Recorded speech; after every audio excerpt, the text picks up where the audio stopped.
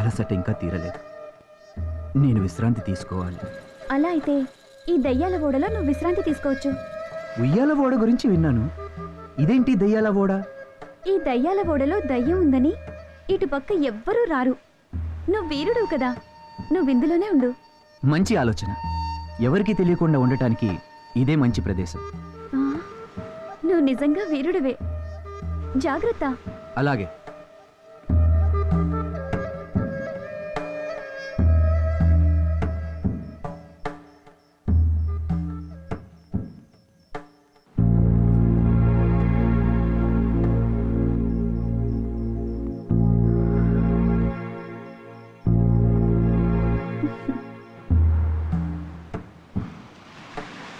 పచ్చడీవి వీరుణ్ణి ఈ దయ్యాల ఓడలోకి పంపించాను.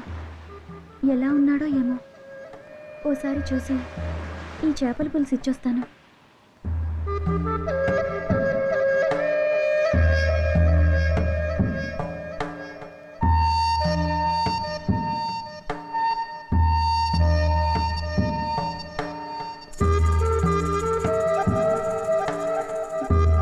ఏంటి, వీరుడు కనపడటం లేదు.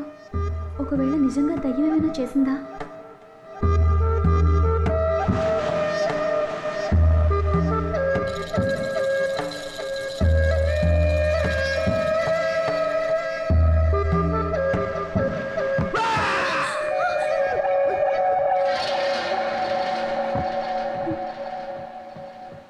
మోహిని, మోహిని! అయ్యయ్యో, భయంతో ప్రాణం పోయిందా? ఏమైంది? దెయ్యం పట్టుకుంది. ప్రేమ దెయ్యం. గుంతలకడి గుమ్మ ఇచ్చుకోన ఉమ్మ. 99 కోకిల.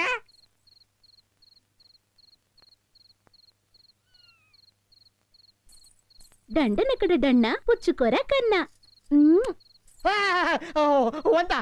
100 తమ్ముడు, ఏం జరిగింది? 100 100 నా 100. ఎవడైనా రాత్రిపూట 1కి 2కి వెళ్తారు. నువ్వేంటి 3, 4 అంటూ 100 దాకా వెళ్ళిపోయావు? ఎక్కలు నేర్చుకుంటున్నావా? మాట్లాడితే ఆ కోకిల వచ్చి ముద్దు పెట్టి వెళ్ళిపోతుంది.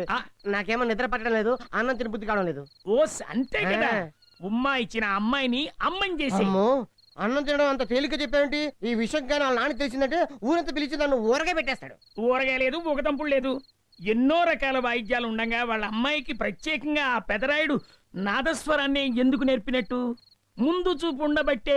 అది నిజమే. ఆయన పెద్ద కళా పిశాచి. అదే కళా పిపాసి. నీకెలా తెలుసు? ఆ పెదరాయుడు గురించి పండొల్చినట్టు మొత్తం కనుక్కున్నాను. నువ్వు ఆయన ముందు గంటల కొద్దీ నాదస్వరం వాయించిన ఉలకడు పలకడు. ఏ మధ్యలో కుడికేస్తాడా? కాదు, కనికరిస్తాడు. నీ సంగీతాన్ని ఆస్వాదిస్తాడు. అయితే ఏం చేద్దాం? పొద్దున్నే అందరూ చెంబులు పట్టుకుని ఏటో పోతారు, కానీ నువ్వు మాత్రం నీ నాదస్వరాన్ని పట్టుకుని నీ నాదస్వర రంధ్రాన్ని ఆయన చెవి రంధ్రంలో పెట్టి నీ సంగీతాన్ని ఆయన తలలో ప్రవహించేలా చేసే. ఆ తర్వాత సంగతి నేను చూసుకుంటా. అట్టకి చెంబు, అట్టకి శృతి. ఇప్పుడే నేను వెళ్ళి నా సంగీతంలో ఆ పెద్దరాయిని స్నానం చేయిస్తాను. నువ్వు వచ్చి సంబంధం మాట్లాడుకో. అట్లాగే.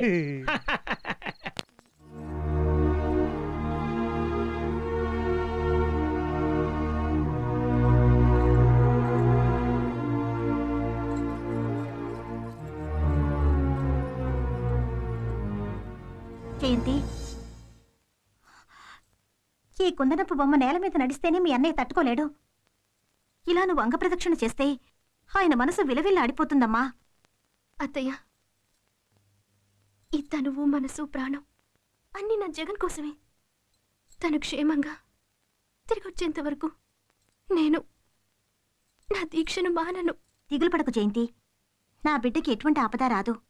వాడు సప్త సముద్రాల అవతల బందీగా ఉన్నా నీ ప్రేమ వాణ్ణి నీ దరికి చేరుస్తుంది.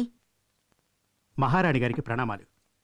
మహారాజు గారు సమాచారం పంపించారు. ఏమిటా సమాచారం? యువరాజవారు శంకుదీవిలో ఉన్నట్టు కబురందిందట.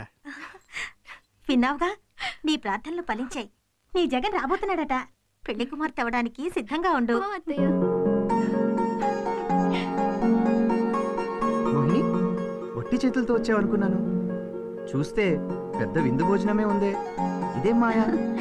మాయా లేదు, మంత్రం లేదు. బుట్టలో తీసుకొచ్చాను. ఈ వంజరం చేప పులుసు తింటే వంగిపోయిన ముసలాడు కూడా లేచి నిల్చుంటాడు. సరే తర్వాత? పీతల పులుసు. ఇందులో ఒక విశేషం ఉంది.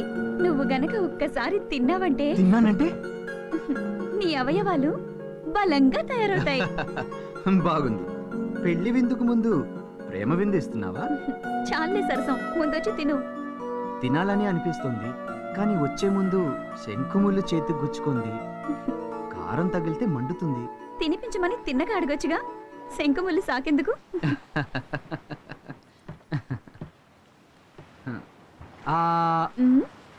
ఆగవయ్యా, ఇంకా కలపనే లేదు. ఇంతలోనే నోరు తెరుస్తావెందుకు?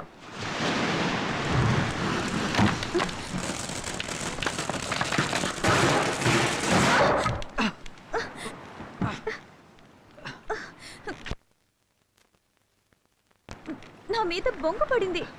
నీ మీద బొగ్గే పడింది, నా మీద కొంగు బొంగు రెండూ పడ్డాయి.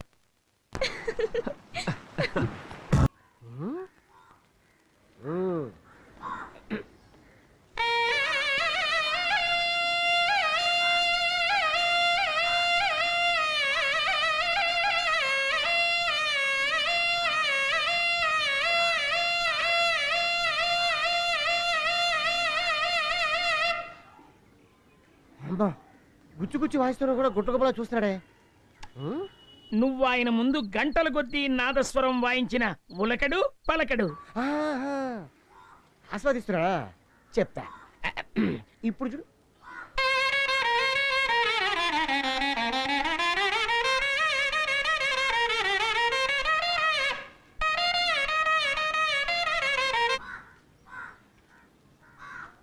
చెవులు అట్లకాడబెట్టి కూర్చున్నట్టు వాయించిన కూడా బెల్లం కొట్టిన రాయిలో కూర్చున్నాడేంటి?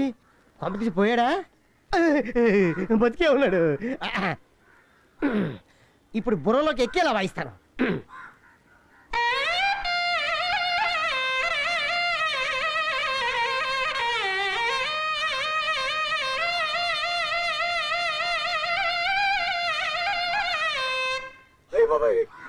నా నోట్లో నుంచి నొరకు తెప్పించి నీ నోట్లో నుంచి బాగుందని ఒక్క ముక్క కూడా బయటికి రాదేట్రా. అసలు మనిషినా చెయ్యి అయ్యా. ఇదంతా నా కోకిల వల్ల చేయాల్సి వస్తుంది.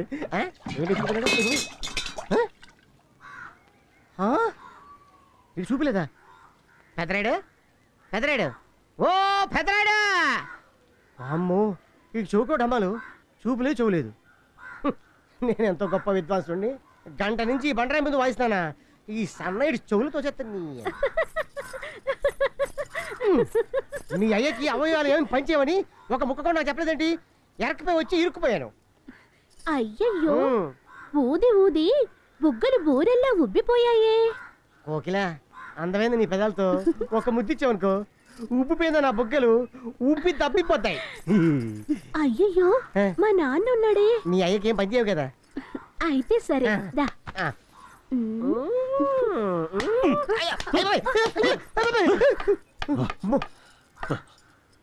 నా కళ్ళ ముందే కసాబిసా మసానా. పిల్లంటే పిల్లిలా వచ్చి పిల్లిలా పోవాలి.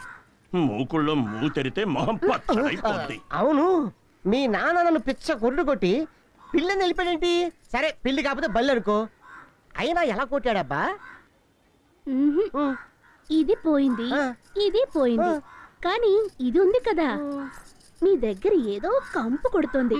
ఆ వాసనను బట్టి మా నాన్న మిమ్మల్ని కొట్టి ఉంటాడు. నా దగ్గర వాసన ఏంటి? నీ దగ్గరకు వచ్చే ముందు అత్తరు కొట్టుకొచ్చారు. నా దగ్గర వాసన. ఓహో, వచ్చే దారిలో పేడ తొక్కుంటా ఆ వాసన కొట్టుంటాడు. కోకిల, కోకిల, ఈ కోకిల చీయని అటు వెళ్ళిపోయింది. ఈ మామగారు కొట్టేసి అటు వెళ్ళిపోయాడు. నేనటు వెళ్ళాలి? ఆ చెమ్ముగాని పట్టుకోవాలి. చెప్తా.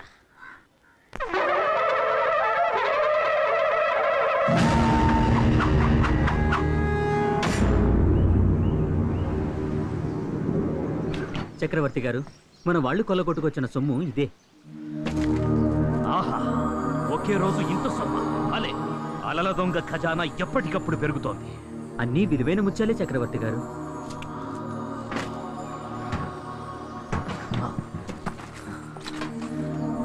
అన్నీ బంగారు నగలు. ఇదే కదా అలల దొంగ అదృష్టం. ఇది అన్నిటికంటే పెద్ద పెట్టెలా ఉంది. ఇంత పెద్ద పెట్టెలో ఏముందో తెల్లారేసరికి నేను చక్రవర్తినైపోతాను. తెరవండి.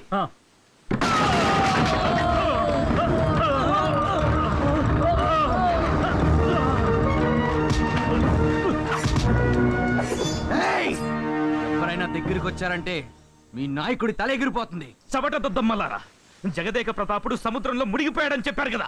నిన్ను ఖైదు చేసి పంపించటానికి ఆ సముద్రుడు నన్ను కాపాడాడు. మర్యాదగా నాతో రా. తప్పించుకోవాలని చూసావో ఇదే నీకు చివరి రోజు. ఏంటది? అలల దొంగ నేనా? మిత్రమా, అలల దొంగ నేను కాదు, వాడు.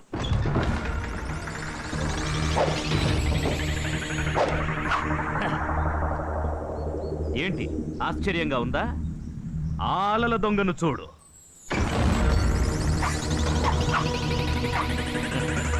తొందరపడి నన్ను అలల దొంగ అని తీర్మానించుకో. నేనలాంటి వాణ్ణి. కానీ అసలైన అలల దొంగను ఇప్పుడు చూడు. అలల దొంగ రా రా రా రా రా రా. ఏయ్! ఏంటి జగదేక ప్రతాప, మళ్ళీ ఆశ్చర్యంగా ఉందా?